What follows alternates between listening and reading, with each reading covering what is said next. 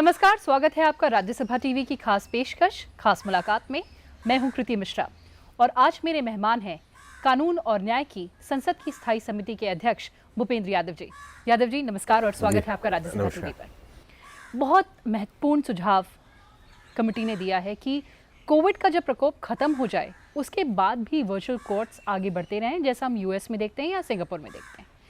क्या फ़ायदा होगा, किस तरह की सोच थी इसके पीछे? देखिए, ऐसा नहीं है कि भारत में पहले भी ई कोर्ट के प्रपोज़ल पर सरकार के द्वारा एक चरण की परियोजना को पूरा किया गया है और दूसरे चरण की परियोजना पे काम चल रहा है। वर्चुअल कोर्ट का अर्थ है कि कोर्ट में केसों के डिस्पोजल करने के लिए, हियरिंग के लिए, रिकॉर्ड के लिए, एविडेंस के लिए नई टेक्नोलॉजी का प्रयोग किया जाए। कोविड की इस परिस्थिति में सारा काम ही वर्चुअली होने लगा, लेकिन हमारी जो न्यायिक प्रक्रिया है उस न्यायिक प्रक्रिया में बहुत सारे ऐसे विषय हैं और काफ़ी समय में केसों में पेंडेंसी भी इसलिए रहती है कि कई बार विटनेस टाइम पे नहीं पहुंच पाते, कई बार कोई डॉक्यूमेंट प्रोड्यूस नहीं हो पाते, कई बार कोई चीज़ रिकॉर्ड से संबंध करनी होती है जो औपचारिक होती है, लेकिन उनके कारण केसेस में डेट्स पड़ती हैं। और दूसरा, अब कमर्शियल लिटिगेशन भी ज़्यादा होने लगी है। आर्बिट्रेशन, मीडिएशन, कंसिलेशन के साथ साथ एनसीएलटी, इलेक्ट्रिसिटी ट्रिब्यूनल जैसे कमर्शियल ट्रिब्यूनल भी बन गए हैं। और आईबीसी में हम लोगों ने ये भी तय किया है कि जितने भी केसेस हैं वो एक निश्चित समय सीमा में पूरे किए जाएं। इसलिए ई सम्मन भेजना, ईमेल के द्वारा सम्मन को रिसीव करवाना, ये सब आईबीसी के प्रोविज़न में दिए गए, क्योंकि एक निश्चित समय सीमा के अंदर हमें कमर्शियल केसेस का डिस्पोजल करना पड़ता है। तो अब ये जो नई टेक्नोलॉजी एक विषम परिस्थिति के कारण प्रयोग में आई है, ये ज़्यादा बेहतर तरीके से कोर्ट में कैसे प्रयोग कर सकती है। तो ये कोर्ट का विकल्प नहीं है, अल्टरनेटिव नहीं है, लेकिन एक स्पीडी डिस्पोजल करने के लिए उसके लिए सप्लीमेंट कर सकते हैं। सर, लीगल बॉडीज़ का जो रिप्रेजेंटेशन आया, उन्होंने कहा कि कई तरह के चैलेंजेस हैं, तो इन चैलेंजेस को या इनका क्या रास्ता हो सकता है आगे कि जिस तरह का आपने सजेशन दिया है उसको इम्प्लीमेंट किया जा सके? सबसे पहला चैलेंज तो हेजिटेशन है।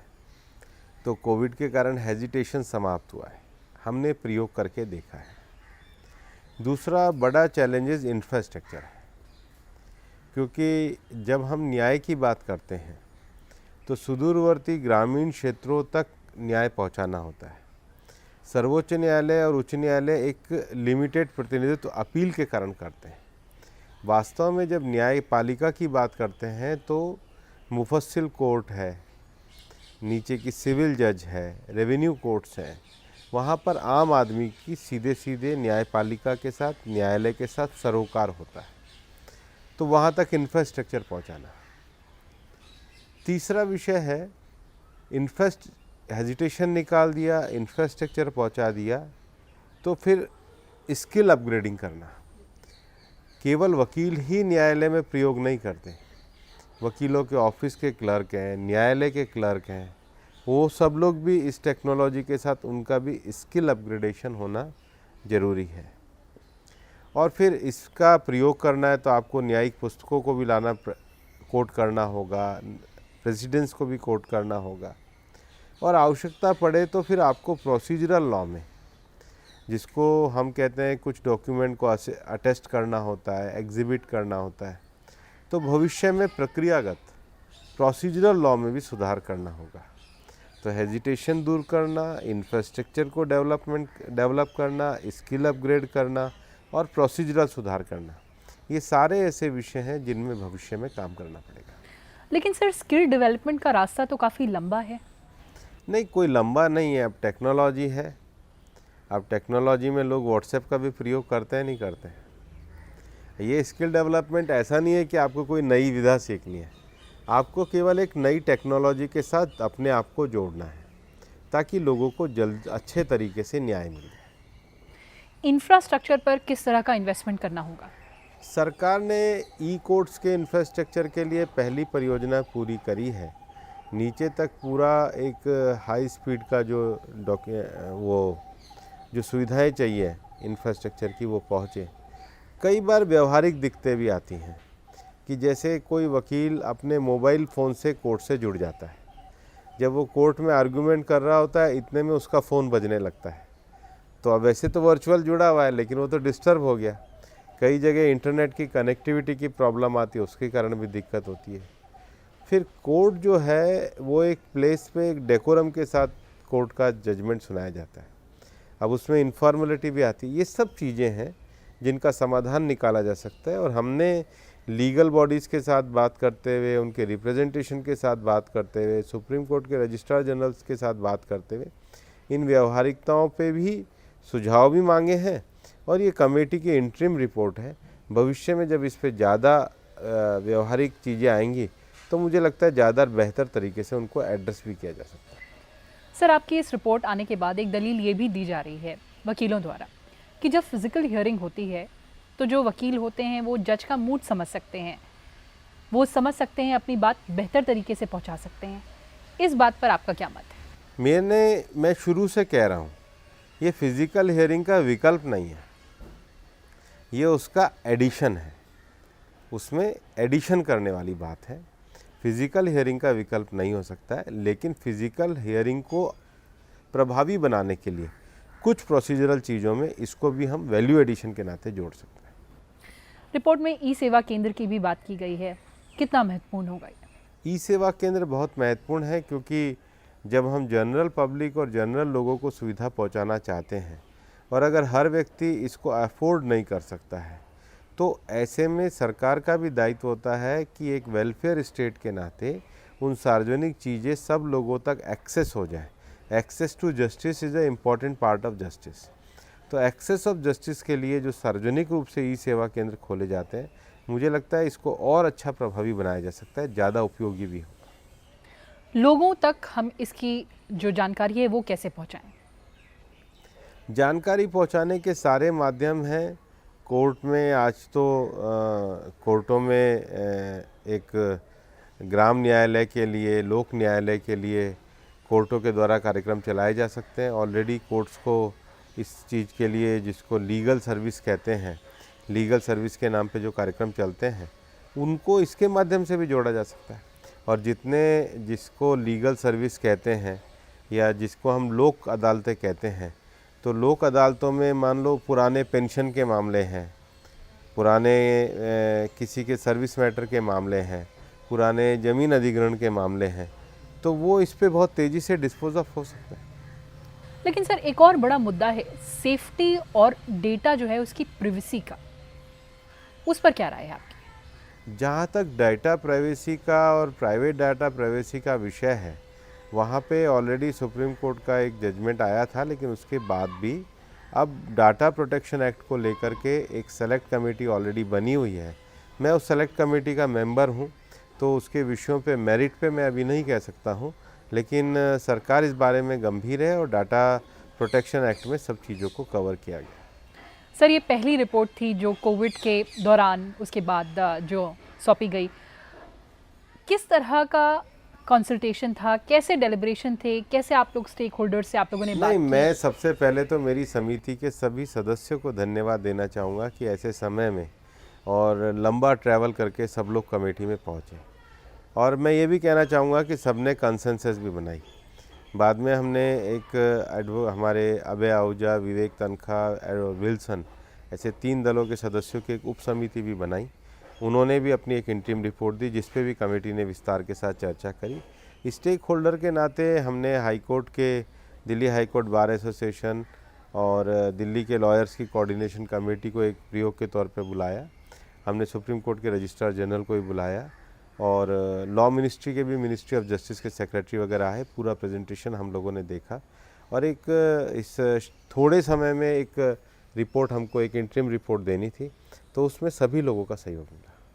कितना मुश्किल था कोविड के दौरान इस तरह की डेलिब्रेशंस नहीं, करना? कोविड की एक विशेष परिस्थिति में हम सावधानियां रखते हुए काम कर ही रहे थे, लेकिन मुझे लगा जब सब लोगों ने सहयोग दिया तो मुश्किलें आसान हो गई। सर, और रिकमेंडेशंस के बारे में बात करते हैं। किस तरह से आर्टिफिशियल लर्निंग, मशीन लर्निंग, उसको कैसे प्रयोग में लाया जाए, इस पर भी आपने सुझाव दिया है। क्या है ये ऐसा सुझाव? है कि आज पूरे देश में एक एक हाई कोर्ट का अगर आप वो देखोगे, उनका अभिलेखागार देखोगे, उनके आर्काइव्स अगर आप देखोगे, तो 2.5 करोड़ 3 करोड़ जो है डॉक्यूमेंट्स वहाँ पर है। इतने पेजेस हैं, 2.5 करोड़ 3 करोड़ पेजेस। और अगर किसी को अपने कोई पुराने मुकदमे की नकल लेनी जानी होती है, अगर अपनी कोई सर्टिफाइड कॉपी चाहिए होती है, तो बहुत देर लगती है रिकॉर्ड को ढूंढना, रिकॉर्ड को मेंटेन करना। और चूँकि ये रिकॉर्ड हमारे लिए बहुत महत्वपूर्ण होता है, रेवेन्यू के रिकॉर्ड्स बहुत भारी होते हैं, तो ये सब चीज़ों में आर्टिफिशियल इंटेलिजेंस के माध्यम से किया जाता है। फिर बहुत सारे मुकदमे ऐसे भी होते हैं जो एक ही विषय को लेकर के मुकदमे चल रहे होते हैं और सब में एक ही तरह की एविडेंस आनी होती है, तो ऐसे मुकदमों को क्लब भी किया जा सकता है। फिर बहुत मुकदमे बहुत लंबे समय से पेंडिंग होते हैं, चूँकि बहुत लंबा समय हो जाता है तो उसके बारे में ध्यान नहीं दिया जाता है। फिर कैटेगराइजेशन कि आखिर समाज में हम लोग रह रहे हैं तो किस तरह के मुकदमे ज़्यादा, पारिवारिक मुकदमे ज़्यादा हैं, एक्सीडेंट के ज़्यादा हैं या चेक बाउंस के ज़्यादा हैं, उनका भी कैटेगराइजेशन किया जा सकता है। मुझे लगता है इन सब चीज़ों में हम आर्टिफिशियल इंटेलिजेंस का अच्छा उपयोग कर सकते हैं। सर, लगातार हम डिजिटल इंडिया इनिशिएटिव की बात कर रहे हैं, डिजिटल ट्रांसफॉर्मेशन की बात कर रहे हैं, और कहना ये गलत नहीं होगा कि कोविड ने हमें जितना सिखा दिया इन 4 महीनों में, शायद हम सालों तक उसके पहले नहीं सीख पाए। तो अगर इस तरह के रिकमेंडेशंस होते हैं तो कितना डिजिटल ट्रांसफॉर्मेशन आप देश में देखते हैं? नहीं, डिजिटल ट्रांसफॉर्मेशन के लिए तो ये सरकार पूरी तरीके से प्रतिबद्ध है। ऑलरेडी ये सरकार उन सारे विषयों को लेकर के काम कर रही है, तो मुझे नहीं लगता है कि ट्रांसफॉर्मेशन की किसी स्थिति में और किसी प्रकार से कुछ कोई तकनीकी हिच या कोई विषय है। एक बार जब संसदीय समितियां भी रिपोर्ट देती हैं तो गवर्नमेंट की एक्शन टेकन रिपोर्ट भी आती है और उसमें पॉजिटिव स्टेप भी ले जाते हैं और पार्लियामेंट्री कमेटी का ये प्रोसीजर भी होता है। इसलिए मुझे लगता है ये इंटरिम रिपोर्ट है और सकारात्मक परिणाम ही मिनिस्ट्री ऑफ लॉ की तरफ से आएंगे। सर, आपने शुरुआत में पेंडेंसी की बात कही, कैसे पेंडेंसी घटाई जा सकती है, क्योंकि आपने बहुत लंबा डेलिब्रेशन किया इस पूरे प्रोसेस में, किस तरह से और आगे पेंडेंसी जो है केसेस की वो घटाई जा सकती है? जुडिशियल केसेस का डिस्पोज ऑफ उचित समय पे हो। हमने अपनी रिपोर्ट में भी लिखा है कि कई बार कहा जाता है justice delay means justice deny, पर ऐसा भी हो जाता है justice hurried is justice buried. तो हमें कोई जो न्यायिक निर्णय होते हैं उनको इस तरीके से नहीं किया जाता है कि केवल टेक्नोलॉजी से नहीं हो सकता है। न्यायिक निर्णय में मेरा मानना है कि टेक्नोलॉजी के साथ साथ हार्ट भी चाहिए, क्योंकि अगर दिल के साथ निर्णय नहीं किया जाएगा तो वो निर्णय संतोषप्रद नहीं होगा, और अगर संतोषप्रद निर्णय नहीं होंगे, मन से और दिल से अगर निर्णय नहीं आएंगे, केवल तकनीकी आधार पर आएंगे, तो उससे समाज में असंतोष बढ़ता है। रूल ऑफ लॉ का अर्थ ये होता है कि जस्टिस होना चाहिए होता है, और जस्टिस करना ये अपने आप में एक बड़ा विषय होता है। पर जस्टिस करने में अगर प्रोसीजरल दिक्कतें आ रही हैं, उनको कैसे दूर किया जाए, उसमें टेक्नोलॉजी मददगार हो सकती है, लेकिन निर्णय तो अल्टीमेटली अंतरात्मा में से निकल करके आते हैं। सर, एक्सेसिबिलिटी और अफोर्डेबिलिटी का भी बड़ा मुद्दा है। टेक्नोलॉजी से आप दोनों चीज़ों को प्राप्त कर सकते हैं, एक्सेसिबिलिटी भी मिलती है और अफोर्डेबिलिटी भी मिलती है, क्योंकि डिजिटल तकनीक अपने आप में इतनी सस्ती हो जाती है कि आप सूचनाओं को बहुत आसानी से भेज सकते हैं, सूचनाओं को प्राप्त कर सकते हैं, और ये हर व्यक्ति इसको एक्सेस कर रहा है। आज अगर देश में जितनी जनसंख्या है लगभग उतने ही स्मार्टफोन हैं, तो उसका कारण है कि ये जो टेक्नोलॉजी है ये एक्सेसिबल भी हुई है, अफोर्डेबल भी हुई है, और अवेलेबल भी है, और लोगों को उसका लाभ भी मिलता है। अब जब ये चीज़ें समाज के सब क्षेत्रों में आ रही हैं, तो न्यायिक क्षेत्र में भी इसका प्रभावी उपयोग किया जाना चाहिए। सर, चर्चा का थोड़ा सा दायरा बढ़ाना चाहूँगी। कई बार हमने देखा कि संसद में जो सदस्य हैं वो ये मुद्दा उठाते हैं कि रीजनल बेंचेस और होनी चाहिए, उस पर आपकी क्या राय है?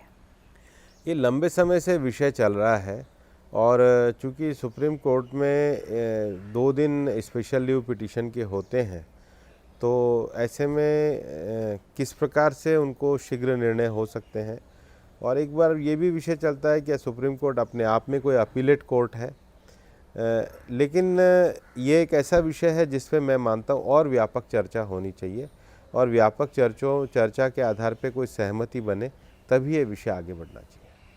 सर, लेकिन इस पर सहमति बनना ये भी एक बहुत बड़ा मुद्दा है कि किस तरह से, क्योंकि डिफरेंट इंटरेस्ट ग्रुप्स हैं, डिफरेंट स्टेक होल्डर्स हैं, इस पे सहमति बनना भी एक बेहद मुश्किल काम है। बेहद मुश्किल कुछ नहीं है, 370 पे सहमति हुई।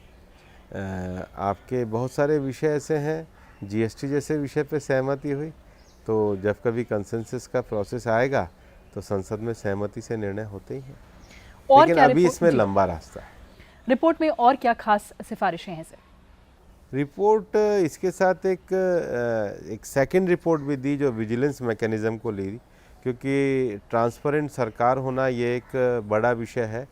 तो जो सरकार के अंदर जो डिपार्टमेंट हैं उनका विजिलेंस मैकेनिज़्म कैसा होना चाहिए, अगर भ्रष्टाचार की शिकायत आती है तो उस पर कैसे कार्रवाई होनी चाहिए, क्योंकि कुछ समय पहले लोकपाल के विषय को लेकर के कानून आया है, लेकिन हर ऑर्गेनाइजेशन को अपना इंटरनल कार्यप्रणाली को किस प्रकार से करना चाहिए उसको लेकर के एक विजिलेंट मैकेनिज्म की भी रिपोर्ट अलग से हम लोगों के द्वारा दी गई है। इसके अलावा कोई और महत्वपूर्ण सिफारिश सर? ये सबसे महत्वपूर्ण सिफारिश है कि पारदर्शी और स्वच्छ शासन लोगों को मिले, ये सबसे महत्वपूर्ण सिफारिश है। बिल्कुल। भूपेंद्र यादव जी, आपने हमसे बात की, बहुत बहुत धन्यवाद। Thank you.